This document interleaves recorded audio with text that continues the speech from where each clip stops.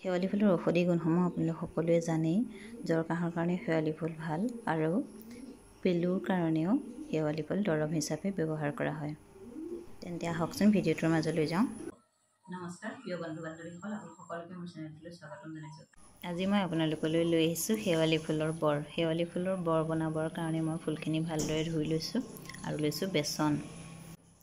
বেচনখিনিতে মই জোখমতে নিমখ, চৌদা, হালধি আৰু সৰু সৰুকৈ পিঁয়াজ এটা কাটি লৈছিলোঁ। সেই পিঁয়াজটো দি দিছোঁ, লগতে জোখমতে জলকীয়া দিছোঁ আৰু পানী দি ভালদৰে সানি লৈছোঁ।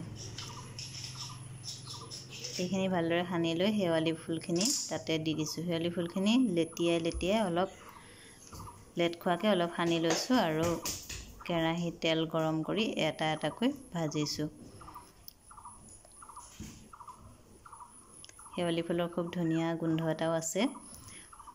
বৰকেইটা খুব ধুনীয়া গোন্ধাই আছে।